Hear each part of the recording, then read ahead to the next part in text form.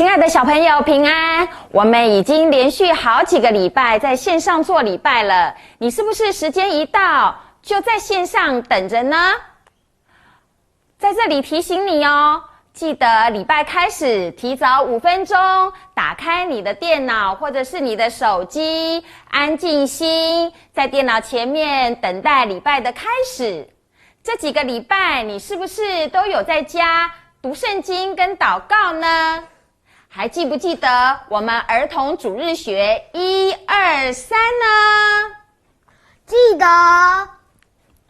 啊，既然记得，那我就来考考你吧。我们儿童主日学1、2、3，一是什么呢？每一天2， 2件事，哪2件呢？读经和祷告。3，关机30分钟。哦，不错哦，小朋友，你是不是跟他一样，每天都有做到呢？不要忘了，每天带着你的爸爸妈妈，我们1、2、3一起跟上帝有约哦。好，礼拜开始前，我们先来祷告，请你双手合起来，眼睛闭起来。亲爱的天父爸爸，礼拜就要开始了，请你打开我们的耳朵，打开我们的心，让我们可以聆听你要告诉我们的信息，让你的信息可以进入到我们的心里，成为我们的养分。礼拜就要开始了，我们将以下的时间交托在你的手中，请你保守带领我们，让我们以下的礼拜都能够顺利的进行。小孩祷告，奉主耶稣的名，阿们。宣召，到我这里来，我总不丢弃他。约翰福音6章37节。各位小朋友，大家平安，咱做伙来吟诗学乐上帝。快乐快乐，我来敬拜，荣耀上帝大仁爱，心心欢喜告主民情，也头仰望心光明。地上忧愁救主我山，要以黑暗无打我，以永远快乐源头来临，灿烂光明的我心。快乐快乐，我来敬拜，荣耀上帝大仁爱，心心欢喜告主民情，也头仰望心光明。地上忧愁救主我山，要以黑暗无打我，以永远快乐源头来临，灿烂光明的我心。咱做伙来唱哦。我已经决定要跟随耶稣，我已经决定要跟随耶稣，我已经决定要跟随耶稣，永不回头，永不回头。I have decided to follow Jesus. I have decided to follow Jesus. I have decided to follow Jesus.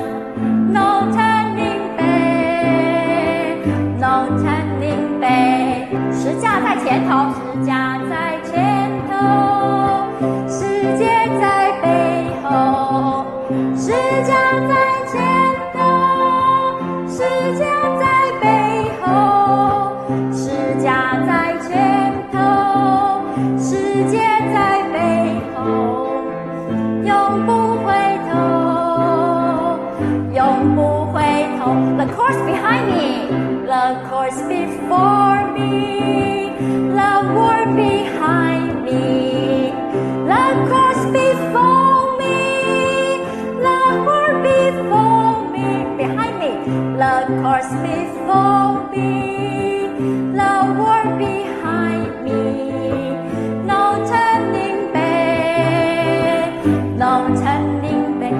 无人跟随，虽无人跟行，我仍要跟随；虽无人同行，我仍要跟随；虽无人同行，我仍要跟随，永不回头，永不回头。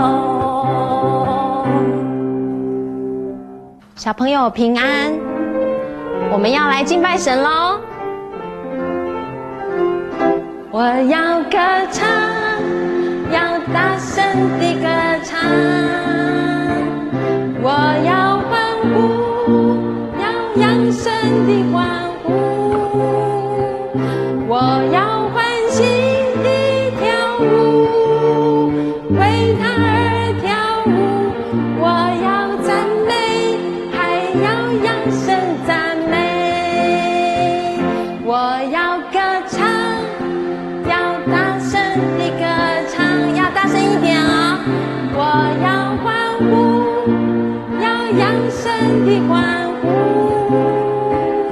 我要欢喜地跳舞，为他而跳舞，我要赞美，还要扬声赞美。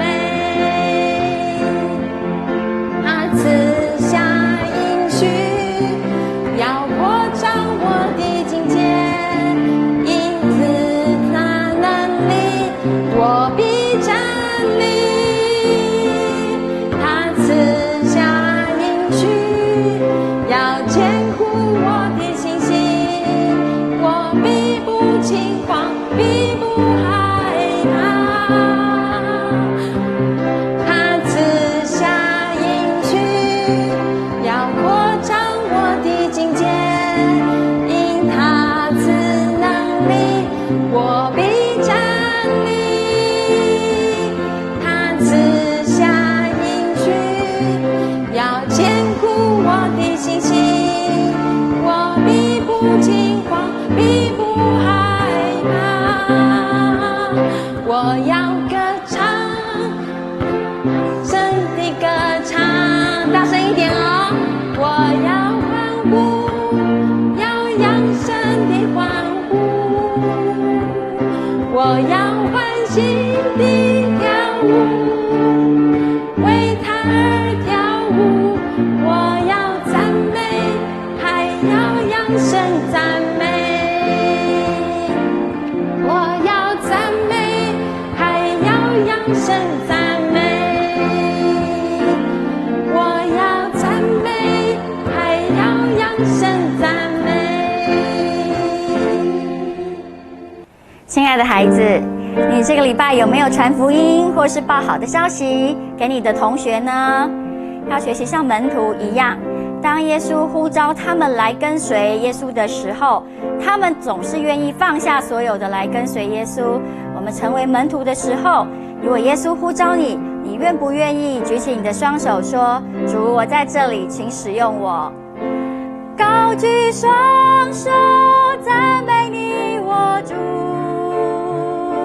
全心全人都给你，耶稣，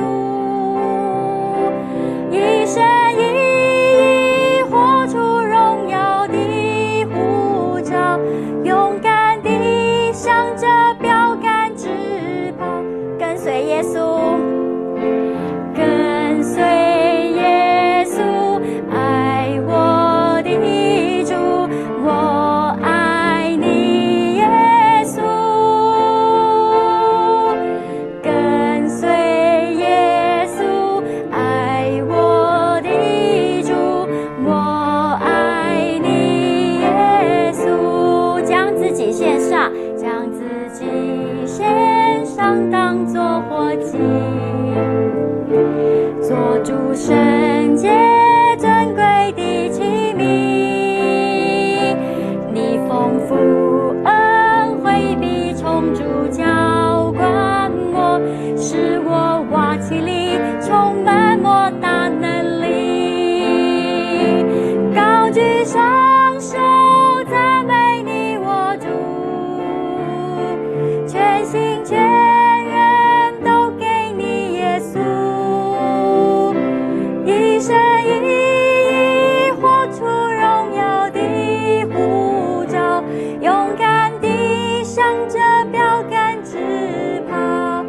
随耶稣，跟随耶稣，爱我的主，我爱你，耶稣。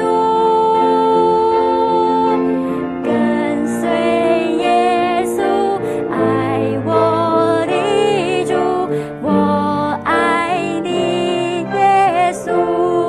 高举双手，高举双手，赞美你，我主。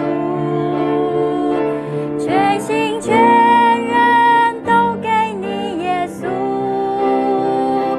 一生一意活出荣耀的呼召，勇敢地向着标杆直跑，勇敢地向着标杆直跑，勇敢地向着标杆直跑。这时候我们来奉献，孩子们，请将你的奉献筒拿出来，用恭敬敬虔的心，将奉献的金额放进去奉献筒里。等到5月10号见面的时候，再带回教会，我们一起来奉献。我的祈愿献乎你，用出龙潭里去。我的在将你修书，甘愿献你做旗鼓。阿门。我们低头来祷告。爱我们的父神，感谢你赐给我们平安，在没有办法来教会聚会的时候，神你的平安要与我们每一个人每一个家庭同在。求主你保守我们每一个孩子，不论我们在什么样的环境当中，神你的宝血都要遮盖我们，让我们不受到细菌跟病毒的侵害。我们的祷告不够，这时我们也要用耶稣所教导我们的主祷文一起来祷告。阮伫天里的爸，愿你的名圣，你的国临到，你的旨意伫正伫地里，亲像伫天里。阮的日食今仔日予阮，赦免阮的辜负，亲像阮也有赦免辜负阮的人，无伫带阮入不去，就救阮脱离迄个歹的，因为国、权能、荣光，拢是你所有，代代无尽。阿们。嘿嘿，小朋友平安，很高兴又在网络上跟大家见面了。今天呢，很重要的日子，知道是什么吗？儿童节、清明节？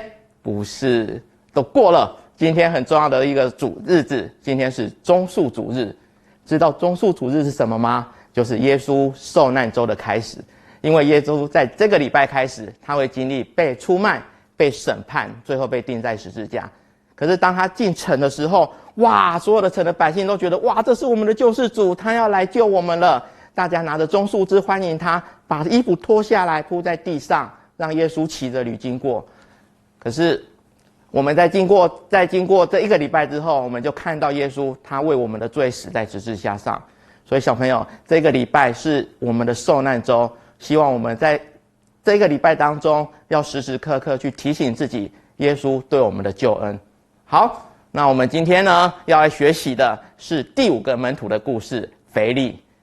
你知道吗？严巴老师从小啊听到这个腓力这个名字啊，肚子都会很饿。你知道为什么吗？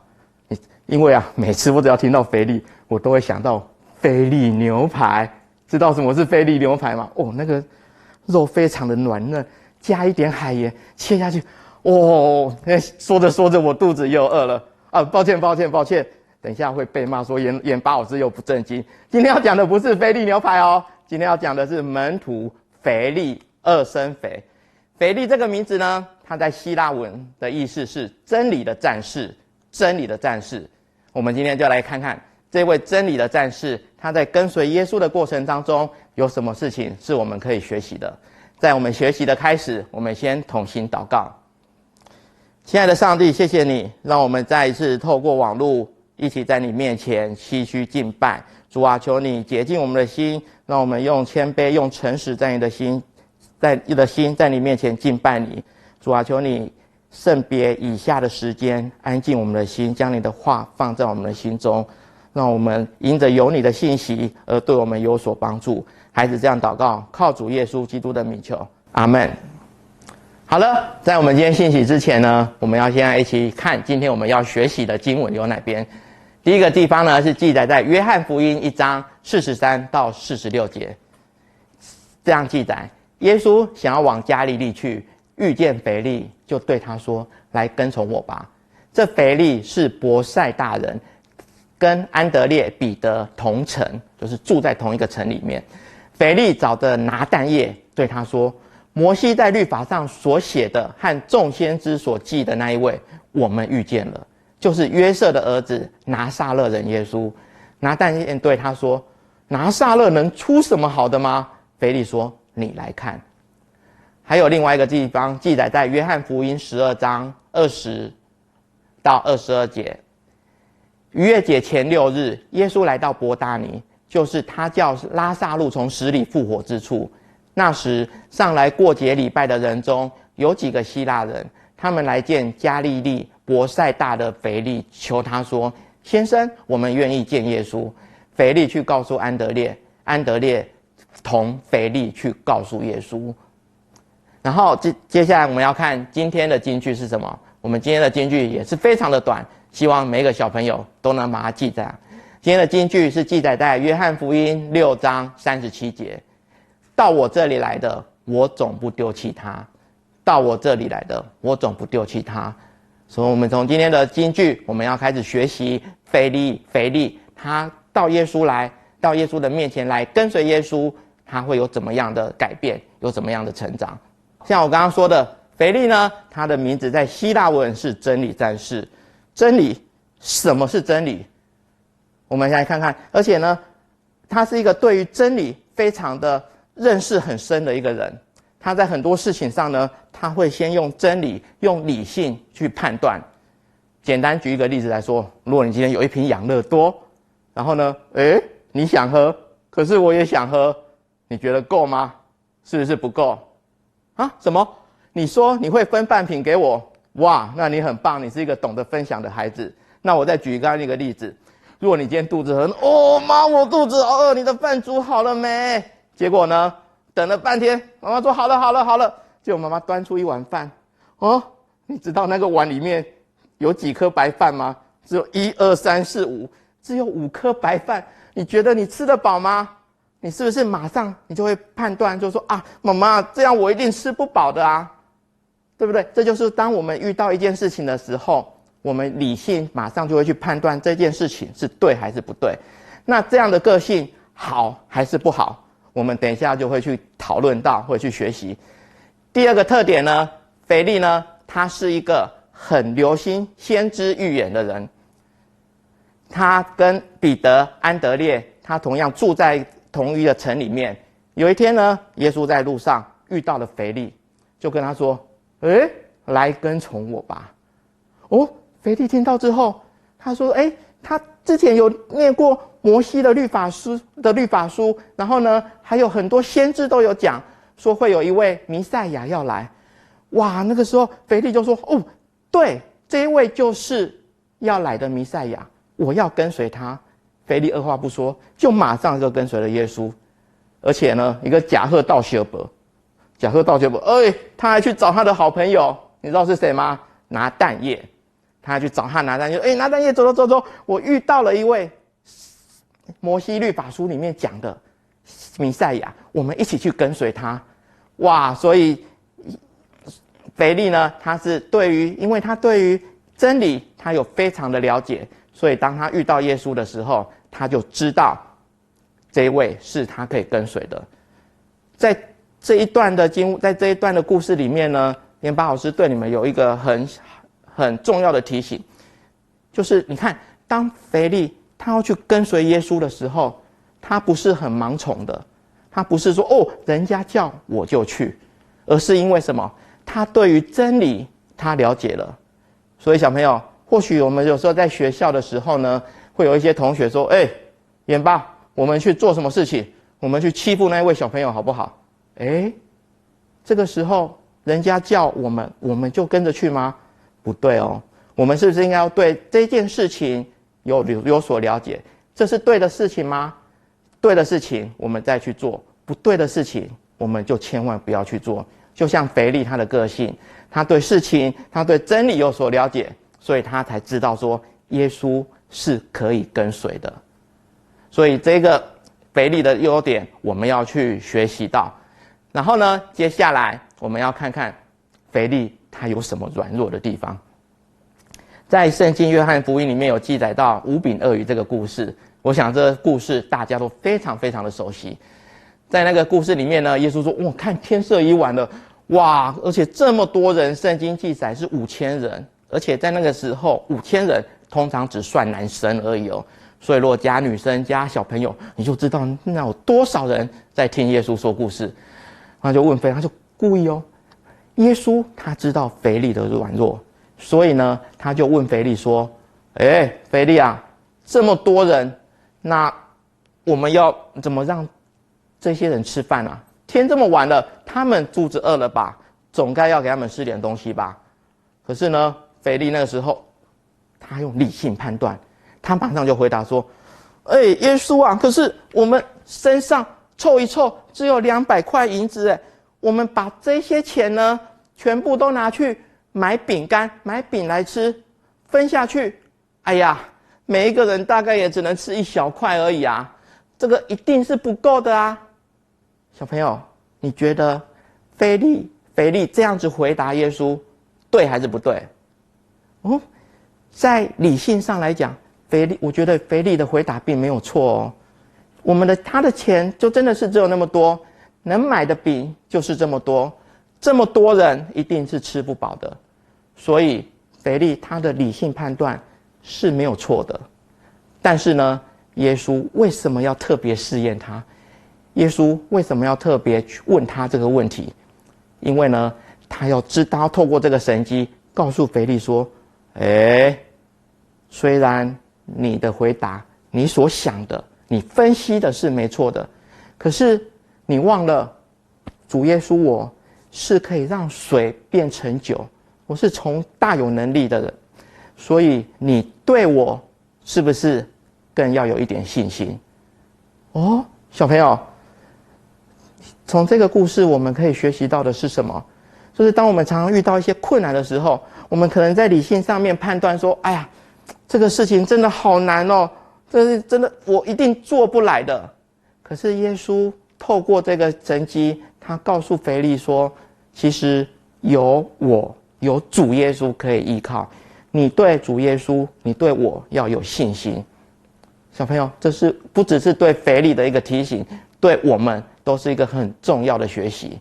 所以呢，在这个腓利的这个软弱上面，耶稣透过这个神迹来告诉他。然后腓利呢，他第二个软弱的地方就是他对主耶稣的认识不够深，简单的讲，或者是说不够进步。回到我们刚刚提到的，腓利一看到耶稣，他就去跟随他，因为他知道这位是弥赛亚。哎呀，很可惜的是，好像他只认识耶稣到这边。为什么我会这样子说呢？在最后的晚餐的时候呢，耶稣有问大家，耶稣跟大家说：“我就是真理，我就是道路、真理、生命。要不是借着我，没有人能到父亲那里去。你们既然认识我，也会认识父亲。”然后这个时候呢，腓利居然回答什么？腓利就问耶稣说：“主啊，那你把天父显示给我们看，我们就满足啦。”耶稣回答他：“腓利啊，腓利，我看你们在一起这么久了，你还不认识我吗？谁看见我，就是看见了耶稣。”哇，小朋友，在这个事情上面呢，我们看到腓利对于耶稣的认识好像没有再更进步，跟随了耶稣3年多的时间，他只知道他是来的弥赛亚，可是他没有更进一步认识说，原来耶稣他是上帝所爱的儿子，他代表的就是上帝的救恩，上帝的爱。所以他问了耶稣这个问题。耶稣跟他说：“你这样子是不对的。”这给我们一个很好的提醒。我们每天呢，每个礼拜，我们都相信上帝。我们不管你是从几岁开始认识耶稣，从什么时候听到这个福音，可是很重要的是，当我们认识耶稣、认识上帝，听到这个福音之后，我们不能只停在这边，我们要每天都更进步，每天都对于这个福音、对于这个信仰有更深的认识。这样子，我们才不会像腓力这样子。所以，小朋友，今天腓力呢，在这个信息当中，我们从他身上要学习到一个很重要的主题，就是我们要有信心。说到信心呢，这样讲一个故事。有一个德国人呢，他叫乔治·穆勒，他呢在英国的地方叫布里斯特城，他开了一个孤儿院。那个时候呢，这个乔治·穆勒他还很年轻，只有32岁。他呢经营这个孤儿院非常的不容易，都要人家捐款，他们才有钱去买米，才有钱去买一切需要的食物，来让这些孤儿院里面的孩子们过生活。有一天呢，中午快到午餐时间了，哎呀，厨房的厨师来跟乔治说：“乔治啊，院长啊，我们好像没有米可以吃了耶。我们中午午餐时间了，可是我们好像厨房都空空的，已经都没有东西可以吃了，怎么办？我没有办法准备午餐了。”这个时候，穆勒跟他说：“不用担心，上帝必须为我们预备，你就去准备午餐该做的事情吧。”我厨师心里想说：“叫我准备什么啊？就没有米可以煮啦，没有菜可以煮，锅子都空空的，你要叫我怎么准备呢？”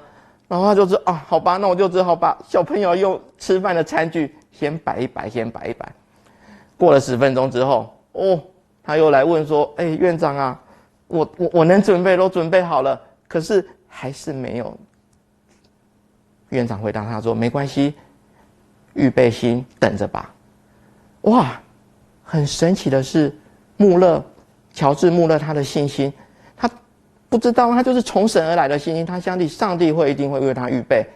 就到了时间的时候呢，时间到的时候，突然叮咚叮咚，这个时间怎么有人来敲门？然后就去开，这个时候居然来了好几辆的大货车，都载着满满的面包。那个司机就说：“院长你好，我们这边有几卡车的面包，都可以给你们吃哦。”为什么平白无故来了那么多的卡车，载了那么多的面包要来给他们？原来啊，就是在那一天，这个面包厂做了好多的面包，他们要再去卖给一家工厂。可是那家工厂呢，可能因为一些事情停工了，工人都没有上班，所以面包放着就没有人吃啊。那个面包店老板说：“好，没关系，我们不要浪费，把这些面包去找需要的地方捐给他们。”所以这个卡车司机呢，就经过了，刚好就这么经过他们孤儿院门口。他说：“孤儿院或许需要这些面包，所以他们就把这些面包送给这个孤儿院了。”小朋友，乔治院长他有什么？他什么都没有，他只有单纯对上帝的信心。所以在这个腓力的身上，我们是不是可以再更努力的去学习到信心是什么？信心是多重要的？说到信心呢，最近前一阵子，我女儿啊，有一天放学回家，兴高采烈的跟我说：“爸，我跟你说，我跟你讲，我报名我学校的台语的比赛。”我你报名什么会？他说他报名台语的朗读比赛。你知道我的女儿常常是比较害羞的，跟我一样比较内向、比较害羞的。好，然后呢，他就我就你报名怎么那么勇敢？好，没关系，你既然报名了，我们就勇敢，我们就努力去预备。在预备的过程当中，他也是开始遇到很多的困难。那个台语真的不要看台语，真的你要去朗读一篇文章的时候，还真的不是那么容易。所以我们就一直陪着他练习，陪他练习。那当中他有遇到一些挫折啊，我真的不会念啊，好后悔，我当初为什么要报名啊？可是他有一个很可取的地方，他觉得他可以做好，他觉得遇到困难没关系，他就想试试看，他可以做好。哇，这个一个小小的孩子，让我从他身上看到他的信心。我就跟他说：太好了，你不管你有没有几名，你不管你比赛结果是怎么样，我们努力准备好，在我们心中你就是最棒，就是第一名，因为我看到你的信心。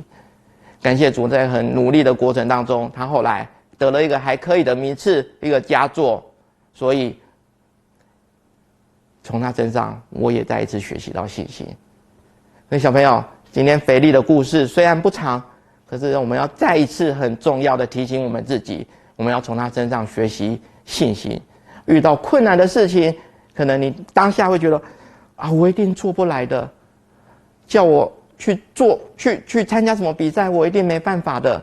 可是不要害怕，努力去做，把你的困难，把你的恐惧，把你的害怕摆在祷告当中，交托给上帝，求上帝赐给我们努力，赐给我们信心，让我们可以努力去完成，去面对我们所遇到的困难跟挑战，好不好？